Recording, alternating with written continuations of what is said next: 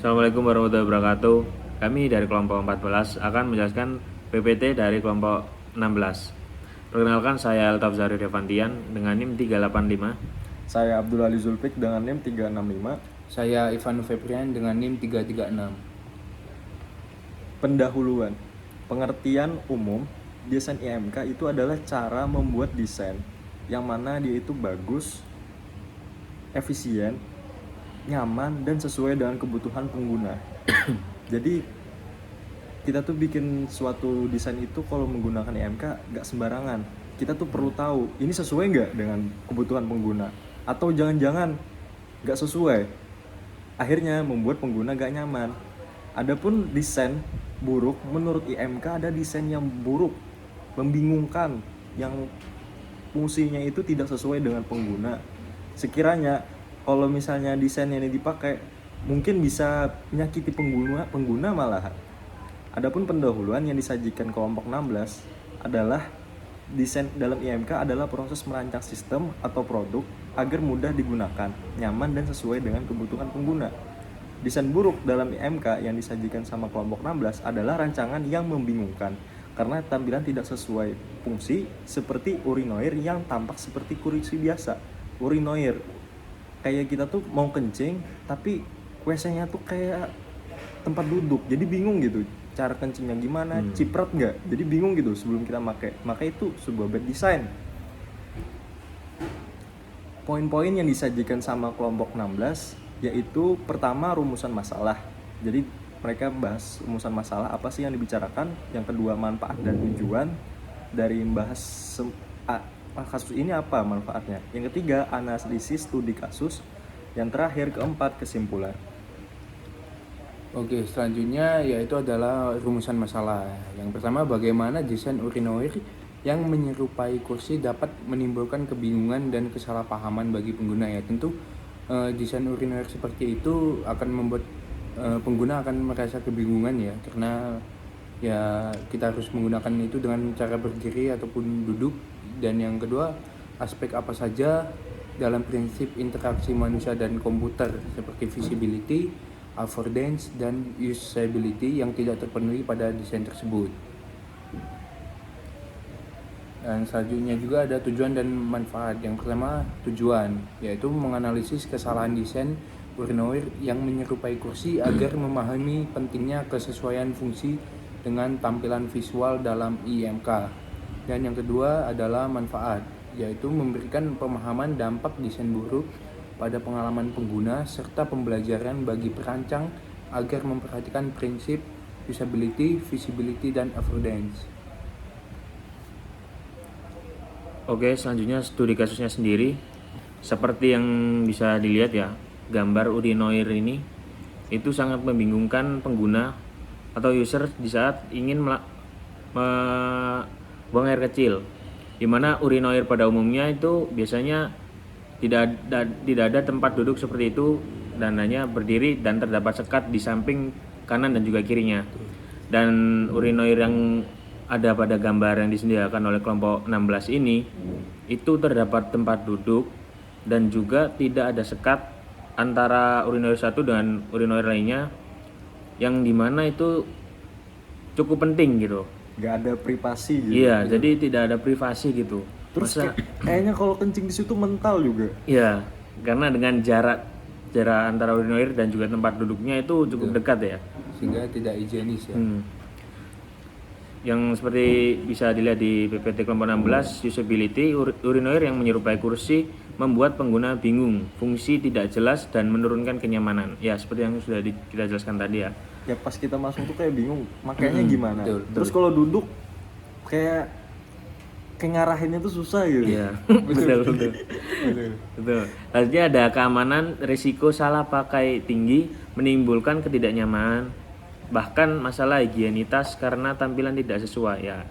Seperti itu tadi yang sudah kita bilang, dimana tempat duduk yang terlalu dekat dengan urinoirnya, jadi mungkin bisa menyebabkan percikan gitu waktu kita sedang buang air kecil, jadi tidak higienis.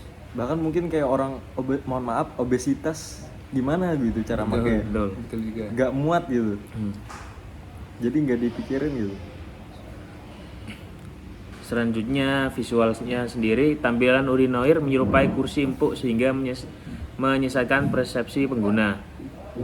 Ya seperti yang dilihat itu ada kursi dan juga urinoir, jadi kan kayak kurang nyambung ya kalau dilihat secara visual, dimana itu kan urinoir di tempat orang membuang air kecil ya, harusnya itu kan nggak ada tempat duduk seperti itu, jadi membuat orang tuh kayak bingung gitu loh, jadi mengartikannya juga berbeda-beda pandangannya.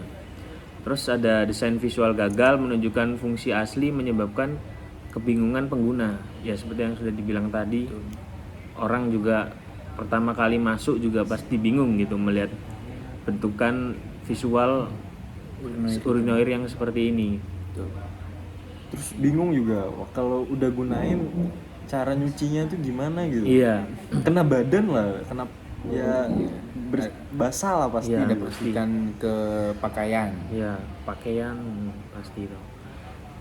Efektivitas yang pertama ada desain yang tidak efisien, ya seperti ya tadi udah juga dibahas soal desainnya sendiri yang kurang sesuai lah dengan jarak yang sepertian senti itu.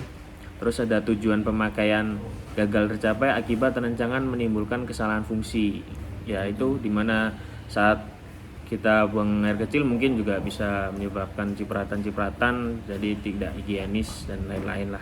Ini mungkin fungsi yang paling tepatnya buat nongkrong ya. Iya. Duduk dulu, bersantai dulu.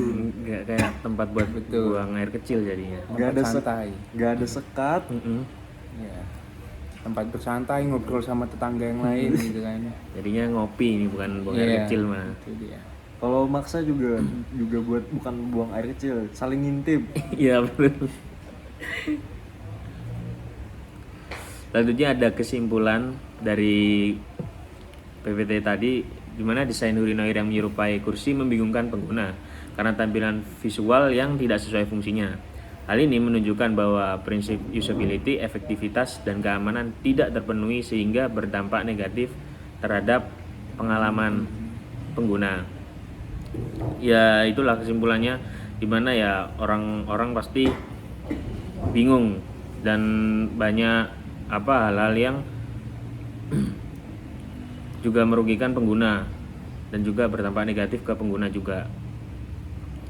Selanjutnya solusi yang tepat sendiri adalah melakukan perancangan ulang dengan memperjelas fungsi melalui bentuk yang sesuai, menambahkan penanda visual, serta menerapkan prinsip-prinsip interaksi manusia dan komputer agar desain itu lebih jelas, aman, dan efektif digunakan oleh para pengguna. Tuh. Kemudian kami bakalan membahas desain PPT kelompok 16. Cukup bagus ya sebenarnya. Dari segi warna ini sudah sangat bagus. Bagus banget ya. Cukup bagus. Pemilihan warnanya warnanya sangat tepat dan sesuai dengan desain Dan studi juga kasus. nggak ada elemen-elemen yang mengganggu, Iya. nggak begitu Nggak mengganggu. begitu Betul. ramai, jadi pas lah. Iya. Elemennya pas, terus juga pas kita lihat ini tenang gitu. Iya. Iya. Jadi rasanya tuh tenang. Cuman mungkin ada beberapa kekurangan gitu di pendahuluan. Tulisannya itu ada jarak gitu, kayak apa zaman Covid itu social Social distancing.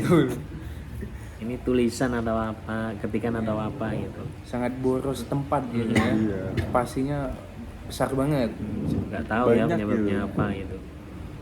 Jadi kayak kalau satu nggak apa-apa lah, mungkin kesalahan manusia. Tapi ini kayak hampir Hampir semua ya. slide Iya, ada. betul. Kayak di pendahuluan ada, terus di Apa?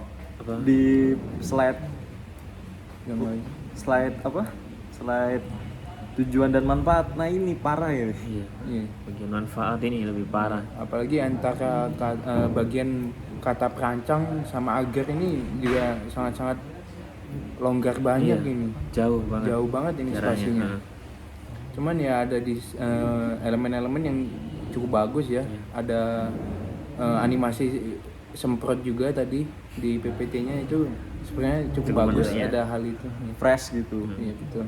meskipun simple. Dan juga kontras juga dengan foto ya yang menggambarkan urinoir yang berarti ya itu tempat yang berhubungan dengan air, dan PPT-nya juga berwarna biru-biru dan ada elemen bulir-bulir air. Kontras juga. Sebenarnya kita nyaman gitu ngelihatnya. Saking aja tulisannya itu social distancing gitu. Iya. Tuh, ketiganya. Untuk yang lainnya udah pas dan juga udah enak dipandang dengan strukturnya dan juga kontras warnanya sendiri. Kayaknya sudah cukup Hmm. dari yang kita perhatikan, semuanya bagus kecuali Tulisannya. tulisannya Iya. aja. Secara PPT ini mungkin sangat sempurna, tapi kalau gara-gara adanya social distancing tadi jadi agak kurang lah. Iya. Betul. Tapi sebenarnya sangat bagus. Iya betul. Overall udah bagus lah. Udah lah. Udah. Oke. Sekian dari kelompok kami, kurang lebihnya mohon maaf. Assalamualaikum warahmatullahi wabarakatuh. Waalaikumsalam warahmatullahi wabarakatuh.